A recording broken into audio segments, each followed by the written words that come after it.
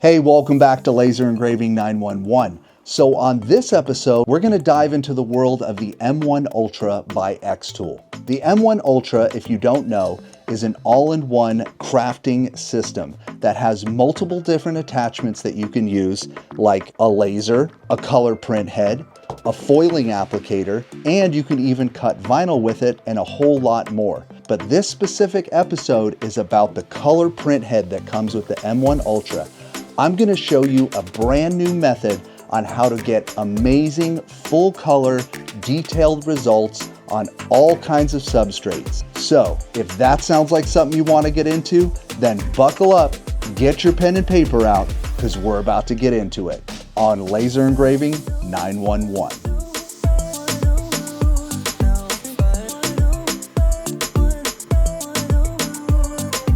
All right, so before we get started, I do have an ask and I need all of your guys' help. So it has been my goal in 2024 to reach 100,000 subscribers by the end of this year, December 31st. I know, I've been working very hard trying to release as much cool content as I can for all of you, but I still need your help to hit that 100,000 subscriber mark. So I looked at my analytics and I found out that actually only 28% of people that are watching my videos are actually subscribed to my channel. And that's okay. You know what? I watch a lot of videos on YouTube and I don't always hit the subscribe button. But I figured since I'm sitting here making this content for you, showing you this cool, awesome tutorial, if there's any chance that you haven't subscribed to my channel and you can just take 2 seconds to hit that subscribe button, it would help me reach my 2024 goal, and I can't thank you enough. So if you're watching this video and you haven't subscribed, hit that subscribe button. It would mean a lot to me. All right, now let's get into the tutorial. All right, so before we get started with this tutorial on how to get amazing prints, there's a couple of things that I want you to know that I found out personally when using the M1 Ultra. So it's specifically about the print head. Just like with any other print head, these can have a tendency to dry out if you don't keep this little cap on when you're not using it. And you also need to keep a little bit of moisture in the sponge that's on this cap at all times. Because what will happen is if you switch to laser cutting or vinyl cutting and you don't print for a few days, if you leave this cap off, these heads will dry out and then you're gonna get poor prints and you're gonna have to clean the print head. So make sure you always keep the cap on when you're not using it and make sure you always keep some moisture in the cap. The next thing I wanna talk about the print head before we get into this technique is that you also need to always run some test prints prior to starting your big print job. So what I mean by that is you want to get a test print page, which I'll list a link to in the description of this video. And you want to just put some paper in the M1 Ultra and start printing on that piece of paper. Now with this test page, what you're going to be looking for is no streaking, uniform color on all the colors on the page. And if you're not getting that, then that means that you either have a clogged print head or you're still priming up the print head to make sure that you get all the colors firing evenly and things are looking good. It's always a good idea to do this before you start printing on any substrate to make sure that you get nice, vibrant colors, even prints with no streaking and no missing colors. So make sure you always do test prints before you start printing your real job. Last but not least, before we move on, I want to talk about what you can do if you didn't put your cap on and your print head gets clogged. It's actually really easy to unclog. All you need to do is actually take out your ink module, open this up, there's 2 little tabs on the side, take out the ink cartridge, and where the print heads are right here, you're going to want to get a little tray with just enough warm water to cover, I don't know, maybe, 1/4 of an inch, 1/8 of an inch, just enough to soak that print head in that warm water for about 15 to 30 seconds. Once that's soaked, you're just going to take a white tissue, something that doesn't have a lot of fibers that are going to come off of it, and you're just going to dab in new areas until you see all three colors, a nice stripe of all three colors. You may have to soak it again and then do some dabbing. Once you see all those three colors, you've unclogged the print head. Then it's time to put the cartridge back in the module and go back to do more test prints on that test print sheet that I told you how to download in the description. And then once you're firing on all pistons, you're ready to start printing. So it's actually really easy to unclog the print head. It's gonna happen. It happened to me, but I was able to easily get it back up and running. All right, let's move on to the next step. All right, so the first thing I did was I pre-designed some shapes out of wood that I wanted to color print on. I'll list a link to all these different bookmark shapes, the ornament shapes, and all the files that I used in this tutorial in the description below. You can go over to laserengraving911.com and become a member. It's free, and then you'll have access to the download area, and you can download all the project files so you can try this out for yourself. So I went over to the M1 Ultra, I installed the 10-watt laser cutting module, so this is a diode laser, and I started cutting out my shapes. I just loaded them into the XCS software, set my settings, which will also be in the downloads area, and I started cutting out the shapes. It was very easy. It was a little bit slow because this is a 10-watt laser, so it took longer than some of the other lasers here in my shop. But you know, if that's not important to you and you're just doing a lot of crafts here and there, then it's not a big deal. It cut through the wood just fine, and it was very clean and precise. So once I had my shapes cut out using the 10-watt diode laser module, and then it was time to start pre-treating the wood before I started printing. So now that we've cut our shapes out, let's go over and introduce you to a brand new product. And no, it's not gesso. That is going to blow your mind. Boom. All right, so here it is, folks. I've known about this product for probably 7 or 8 years because I used to use it when I had a direct-to-garment printer. And what it is it's a product called inkAID. And inkAID is a inkjet receptive coating that you can put on many different substrates. Not just wood, you can put it on acrylic, you can put it on leather, you can put it on leatherette, you can put it on pretty much any kind of substrate that you want. And since it's an inkjet receptive coating, what it does is it dries on the surface, and then whatever you need to print on that, it makes sure that the ink bonds to that coating and stays intact instead of bleeding out like you normally would if you just printed on normal wood, which I've seen a lot of pictures of people just printing directly on wood, and you can totally see that the color just bleeds into the fibers of the wood. You have no detail, the colors are all off, but this product right here is how you're going to get amazing prints using the M1 Ultra color print head. So it comes in clear and it comes in matte white. Both are great, they work fantastic. It just comes down to what kind of look you want.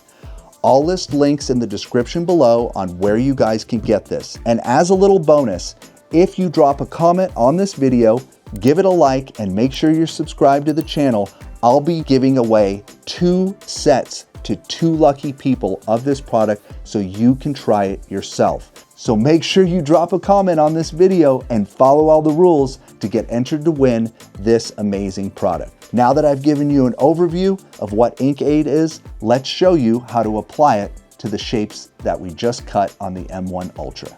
All right, so let's get into how to apply the inkAID to your substrates. So one of the things that they list on the website, which is very true, is that you can always apply too little, but you can never apply too much. So when you're applying this to your wood or any other substrate, you want to get yourself a small foam roller or a little foam brush like you see me using here in the video. Get yourself a little something to lay down on the table and start painting your pieces of wood. This is the process. You want to make sure that you're only painting in one direction. You don't want to go back and forth. And it's okay if you slop a little bit over the edges, because you can always just sand off the edges later, which is really cool. And is what I did actually with the bookmarks that I made, which came out really, really nice. So once you have applied a healthy amount of coating to these, you're definitely going to want to set them aside and have some air blowing over them to get the drying process started. The matte color is going to dry white, and the clear is obviously going to dry clear. So it takes about 1 to 2 hours for this product to dry. So if you're going to be doing a bunch of different printing, you're definitely going to want to get a big batch, paint it up, and then set it aside to dry so you can start your printing later. And it's really that easy. You just paint a good layer on, let it dry, and then take it over to the printer and you're ready to go. So now that we've talked about application, let's go over to the M1 Ultra and I'll show you how I set these objects up to be printed on with some tips and tricks as well. Okay, so this isn't a full tutorial on how to use the M1 Ultra and all its different attachments and a full tutorial on how to use the XCS software. But what I did do for you is I made a short tutorial on how to do clipping masks and to size your color graphics to the same shape as the ornaments that you create over at laserengraving911.com. If you want to access that short tutorial, you can head over to the website, become a member, it's free, and then you'll have access to the download page where you can watch that short little video on how to use the clipping mask feature in the xTool XCS software to clip your colored artwork to match the shape of whatever you're trying to print on. Back to the setup. What you're going to want to use is your sticky mat inside of the M1 Ultra. Once you have your sticky mat down, that is where you're going to place your bookmark, your ornaments, your piece of wood that you got from Michael's that you want to print a family photo on. Whatever it is, you're going to want to stick it on that plate. Now, one thing I did find out is that while that is a sticky plate, you're still going to want to use some blue painter's tape on the underside of anything you stick down on that, because that print head gets really, really close to the surface of what you're trying to print on, and it can be bumped off of that sticky pad, even though it is tacky. So I had a couple of goof ups myself, and then I realized, you know what, I'm gonna have to get out the blue painter's tape, put some on the back to really make sure it stays in place when you're printing. So once you have your object in the M1 Ultra, you're going to use this really cool feature that the software has where you can take a picture of the bed with your phone from up above, and there is tutorials on how to do this, but basically once you have the app on your phone, you're going to hold your camera above the M1 Ultra, make sure that the 4 dots that you see in the bed are visible in the camera. You're going to take a picture of that, and then you're going to send it over to your PC where you have the XCS software, and that will give you an accurate representation of what's in your M1 Ultra. It's a great workaround because the M1 Ultra doesn't have a camera built into it, and it works really, really well. It was a little buggy to get started, but once I figured it out, I was doing it all the time, and then I had a nice clear picture of my ornament in the software, and I could just take my colored graphic that I cut out, lay it right over the ornament, set my settings, and hit print, and I was done. It's really easy, and I got to give it to xTool for creating that little feature. I think it works great, and it was super handy. All right, so we've cut out our shapes, we've coated our shapes of wood, bookmarks, ornaments, whatever it is. We've put it in the M1 Ultra, we've taken a picture of it, we've sent it over to the XCS software. Now we're going to bring in our artwork, whatever color picture that is, and we're going to overlay it over whatever object is in the M1 Ultra, and then we have to pick our settings. Going over to your settings, I really found that using 90% intensity was the best results for me, whether it was the matte inkAID that it was coated with or the clear. I really like those results. And just let the XCS software do its thing. So now we're just gonna watch a little time-lapse video of some of the ornaments that I created, and then we'll come back here and we'll talk about the final steps, and I'll give you my final thoughts on the M1 Ultra printing capabilities, as well as my other thoughts on some of its other capabilities, because it really is a very neat little machine.